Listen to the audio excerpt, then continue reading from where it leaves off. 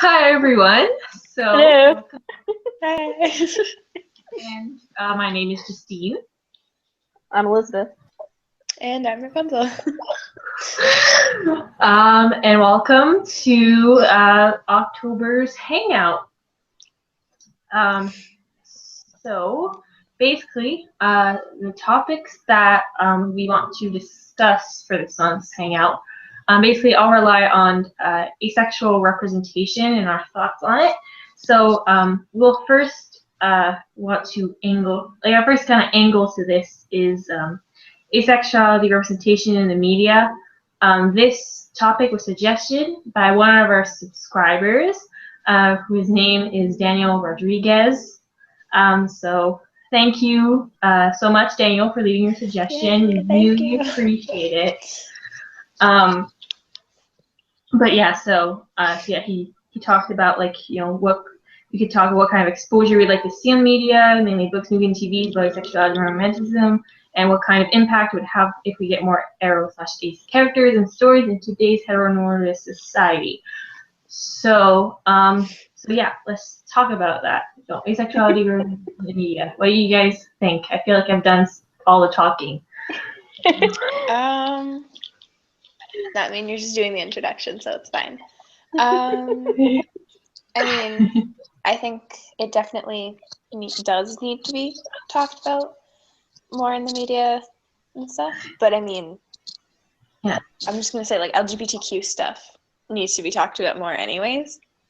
But Yeah. then, yeah, asexuality is like so far down on people's true. like lists of what to talk about that it's like it needs to be pushed up a bit because Sure. people just don't know what it is. Yeah. And the more people know what it is and the more it's talked about, the more it'll be accepted. So, like, if someone comes out as gay, yes, there are still people and there are still places that are very adverse to it. Mm-hmm. But compared to even like 50 years ago, we've moved so much. Oh, yeah. Yeah. So if in like the next 50 years we get people to keep talking about asexuality and all the subcategories and aromanticism and all the subcategories, then it'll be more accepted. It'll be more talked about, so people will know what it is, and they're not just going to be like, oh, well, that's weird, or like, but what do you mean you don't feel those things? So, yeah. Yeah. So, I mean, I've noticed recently there has been an increase of, at least on YouTube, of people coming out as ace in the past month, which has been incredible. It's insane. I'm just like, all these suggested videos popping up. I'm like, how many people are there? It's crazy. It's really cool that that's going on. I think I heard recently that there's either a character on TV or in a movie who's going to be asexual. I saw that the other day on, I think someone shared a link on Facebook that I saw, and that's really cool, because that'd be big. That'd be really big to have that. Because I know that there are assumed, asexual characters in different TV shows and movies and things. That's but it's not really confirmed that they are. Yeah. And if they are represented in the media, like if it, like, most people, like, the main example I think of personally, like a person who's, kind of assumed to be asexual, is like Sheldon Cooper on The Big Bang Theory, which is super like we're not robotic. We do feel emotions. Like, it's such like inaccurate, and like it's so few of it, and also the few that we have so far, well, at least a lot of them so far, have been not like good representations of who we are. Like, we're not apathetic, we're not autistic. It's really weird. Yeah. They just stereotype a lot about it. So if we could get a very good representation of us in a film or a TV show, it would be incredible. And if it actually is, you know, an accurate representation of asexuality. And you know, like it can't represent like every single asexual out there because we're so diverse. Yeah. But like, at least it's someone who's dependent to every person. Yeah, but like at least show someone who's, you know, like a decent person, and to show that we're normal and we exist and there's no problem mentally, or like, you know, it's just, we're just average people who just, you know, just like, or people are gay or straight or bi, you know.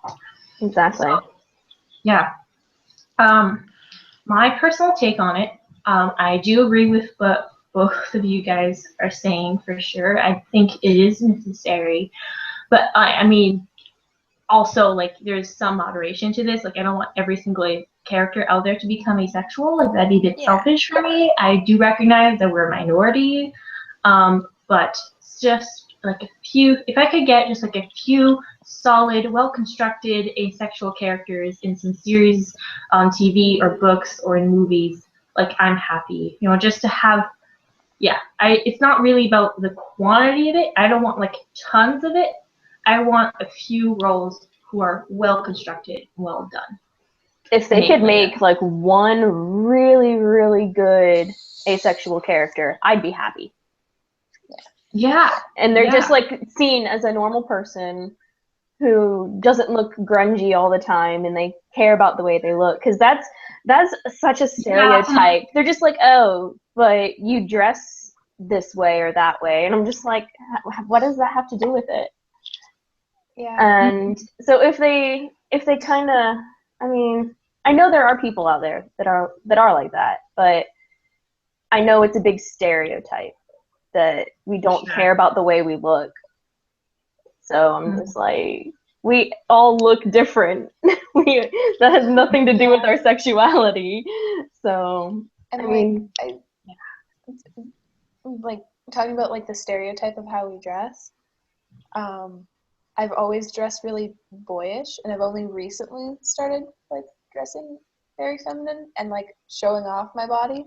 And even at that, it's only on days where I'm feeling very, very femme. Mm-hmm. So that it, like, I have friends that all they wear is like sweatpants and baggy sweaters, and they're very, like, they are sexually active people. Exactly. So you can't just no correlation. It makes no sense. I don't see how people relate the two things. Yeah. And then I have a friend that like is not afraid to show off her body at all, and is like has never done anything. Yeah. And isn't about to anytime soon. So. Sure. Yeah.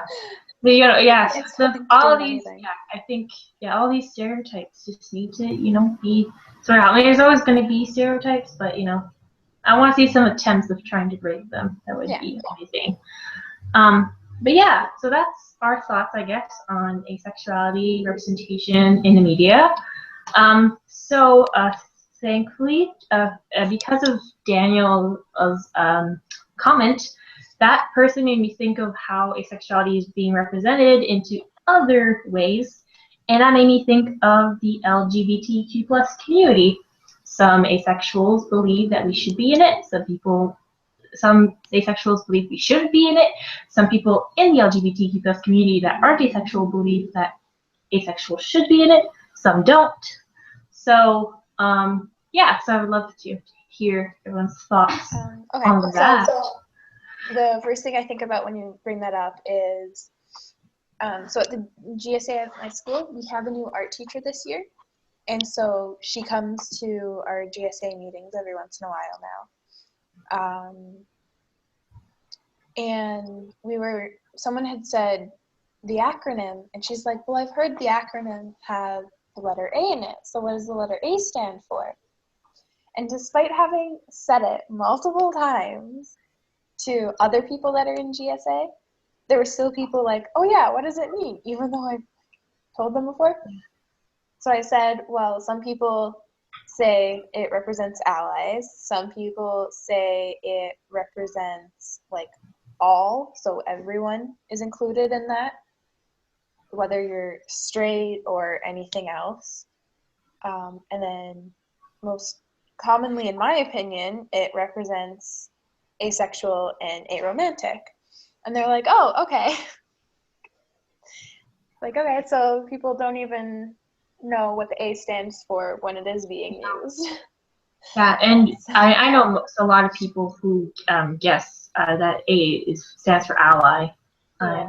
Yeah, that's the thing. I think it's because of a campaign of some kind a few years ago. But since then, the company that did this, they've they've apologized for it and stuff. Okay. But yeah. How about you? I guess you didn't really. But do you think asexuals should be included? I mean, I guess you already said that. Well, yeah. Asexual. I think it should. Personally, I don't particularly care if A stands for ally, but at the same time, I'm not going to fight for it to stand for ally, considering ally generally means someone who's straight, cisgendered, and just like always been the norm as for what society wants. So I don't think that we should really fight for them to have a place in an acronym that is supposed to make everyone that is a minority feel comfortable. Does that make sense? Yeah, makes sense. I'm probably going to get some hate for that because I know a lot of people that are like, no, ally should definitely be in the acronym. But it's my opinion. Everyone has their own opinion. Yeah. How about you? I'm not going to complain if it is, but yeah. For me, okay, lately there's been a lot of discussion about it on social media about ally or asexual and representation in LGBTQ+. I know at the beginning of October, since it's, Awareness Month, there was a page on Facebook, and they had proud to be, and it had all these different sexualities.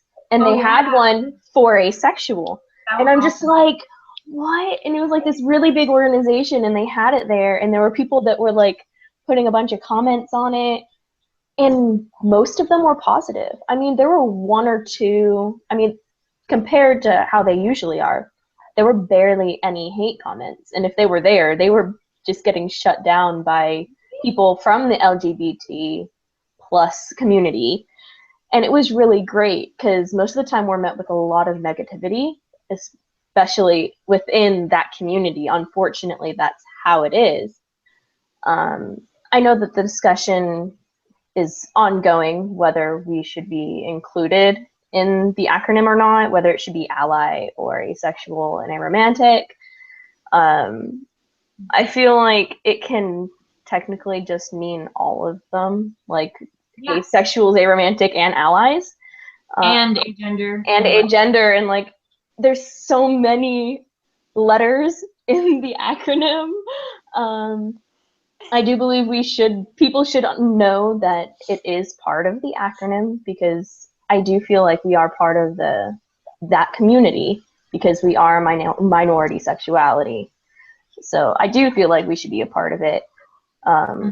But there's a lot of people that say ally shouldn't be included because it's you want to join a club, but you don't fit the requirements to join the club.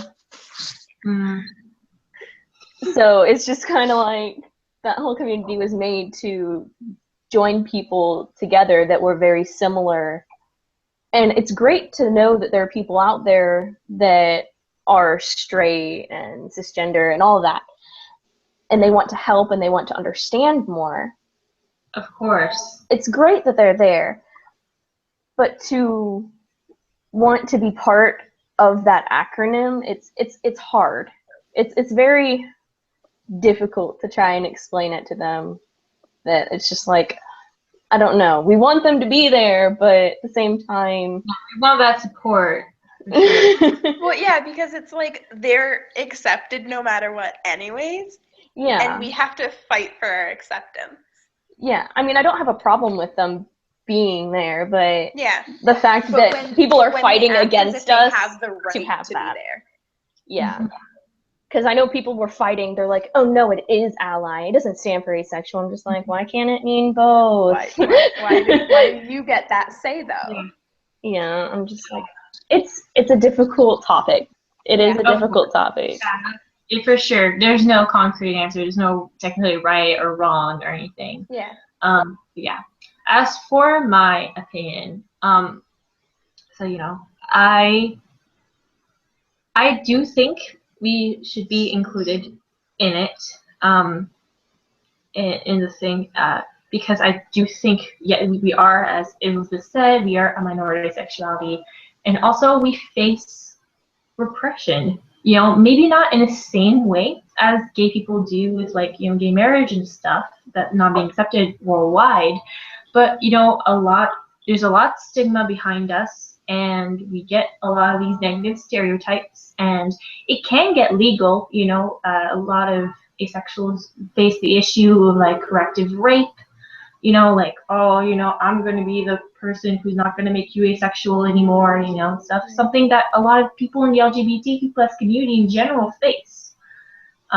So I do think that, I think we should be representative, but I also understand people who don't want to be in it, because, if you think about Pride, which are these events that are supposed to, represent the LGBTQ plus community, they're super sexualized, almost hypersexualized. People, and it's like the one thing that kind of that they promote. It's like whether it's gay sex or straight sex or whatever, it's like that they all want that. And I can understand an asexual not wanting to be part of that sexualized group. I could understand that. But personally, I do. That's not really a problem with me. I do feel like we should be included, and if allies are a part of the acronym, I have seen some people say that there should be two A's. If allies being included, it should have a second A, and another A is for asexual, aromantic, and agender. I don't really know. I don't really think there should be two A's. But yeah, I feel like we have enough letters. Yeah. It's really long, and yeah, for sure. So yeah. I think we should be included, and I think it could bring maybe some good change to to the LGBTQ plus community, which right now is almost hypersexualized. It could bring some, it could bring a different perspective and have be more inclusive of a community and stuff. And y'all should let us know what you guys think about it, for sure. Yeah, I want to know what you guys say. Yeah, this is just we're just saying our thoughts, but we just want this to be the start of a wonderful discussion. Obviously, be respectful and stuff. But yeah, please do that. Please contribute to the conversation. We love to hear your thoughts. Yeah, and now should we address our topic for next month? I guess, because you talked about basically what we wanted to talk about.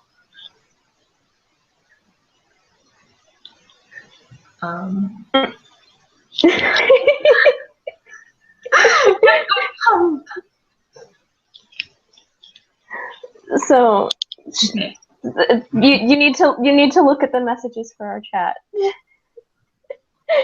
Oh, I have a feeling there's another person in the room. I knew it. I'm just like, how? I'm gonna say the microphone on mute. I'm like, there's another person in there. Oh, yeah. Anyways, okay. How do you feel about it more commonly being ace, not arrow, as the A? Justine. I think if asexuality is included in the A, aromantic should be included in the A. They're communities that are so tightly connected. I feel, and they're not the same communities. They hold slightly different people, sure, but like a lot of us face similar kinds of discrimination, and I think what could benefit for asexual people could often, benefit for aromantic people too. So I definitely, I definitely should be included for aromantic for sure. But yeah, any gender as well. Technically, if there could be an acronym that could hold every single kind of minority out there, I think it should be that. Because why exclude some minorities and not others? That just doesn't make sense to me. Yeah. For sure. Yeah, sorry. My dad was getting stuff for him and my mom. He was making a lot of noise. It's fine. It's fine. I didn't think of checking your messages. I'm sorry. It's okay. But there you go for the aromantic spectrum people out there. Yeah, that's my thoughts on it. But yeah, I think now we've talked about what we want to talk about. Yep. I think we should introduce next month's topic. Yay, next month's topic. November. Yeah, for November. So I feel like I've just done a lot of talking. Okay. So we've been posting every Sunday, right? Mm-hmm. But October has an additional Sunday in it. Yeah. And it's going to be during Asexuality Awareness Week. Yeah. Or maybe it's... So I was thinking maybe I could try and get some of my friends to maybe talk on the subject. Huh, that'd be pretty cool. Like maybe have a bit of a bonus video. I know my mom wanted to talk a bit about it and how she feels about having a child that's all sorts of different things and how she feels and give a parent's perspective on it. So I told her I'd have to figure out what kind of video to do for that because we have very planned out videos. But I was thinking, maybe I could do a bonus video for next week. Yeah, it's going to work well for this month's topic and stuff. It'd be amazing if you could do that.